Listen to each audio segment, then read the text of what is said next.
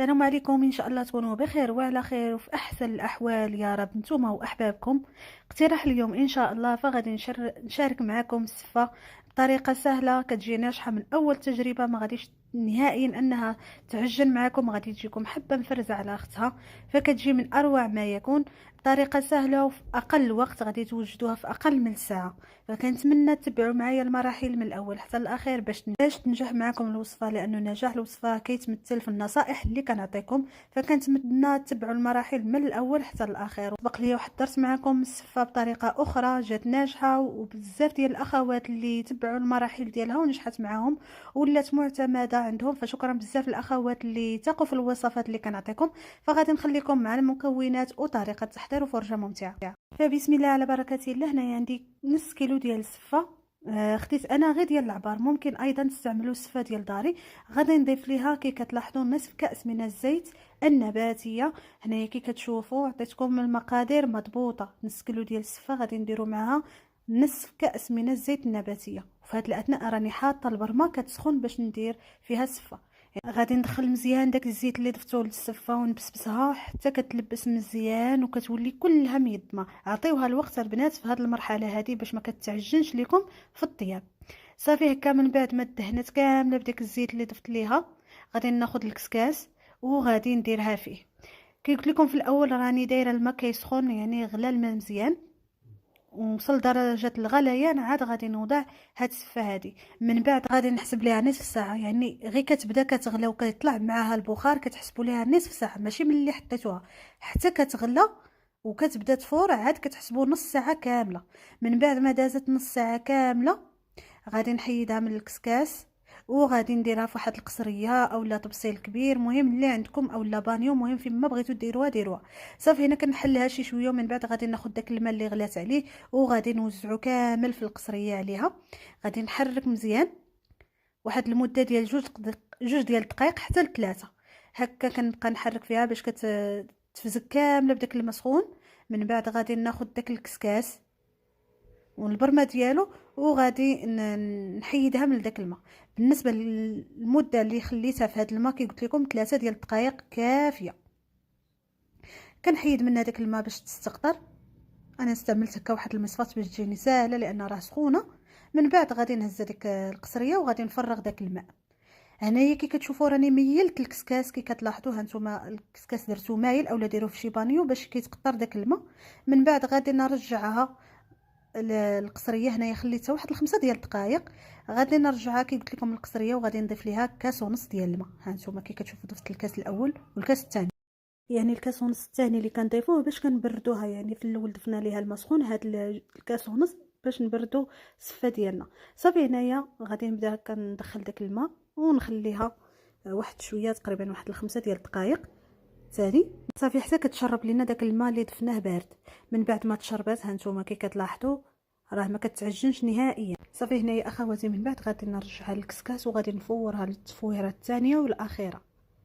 هانتوما كي كتلاحظوا راه كتبقى مفرزه حبه على اختها، واخا كنضيفوا ليها الماء سخون في الاول راه ما كتعجنش لان هذاك الكاس ونص ديال الماء اللي ضفناه بردنا به ديك الصفه. كنرجعوها تفور وكنحسبوا ليها من بعد ما بدات كتطلع معاها البخار نصف ساعه. ضروري كنحسبوا ليها حتى كتبدا تغلى، يعني كطلع معاها البخ عاد كنحسبوا ليها نص ساعه كامله. هنايا من بعد ما دازت نص ساعه هانتوما كي كتشوفوا غادي نحيدها كنديرها في القصريه تاني. كي كتلاحظوا راه ما كتعجنش نهائيا البنات، غير تبعوا المراحل اللي عطيتكم باش تنجح معاكم. راه سبق لي واحد درتها وكانت ناجحه بجميع الطرق اللي شاركت معاكم. صافي هنايا البنات الفوره الاخيره او اللمسات الاخيره، هنايا كي كتشوفوا غادي نضيف ليها الحليب فتيعطيها مذاق زوين بزاف، كتجي رطبه والمذاق ديالها كيتغير. كنبداو هكا نضيفوا داك كاس ديال الحليب، ها نتوما كي كتلاحظوا كاس كامل ديال الحليب كنضيفوه على دفعات وانا كنبدا نحرك فيها باش كنبردها. وهنا راه سخونه البنات، راه ما قدرتش انني نبدا نحرك فيها مره مره كيحرقوني يديا.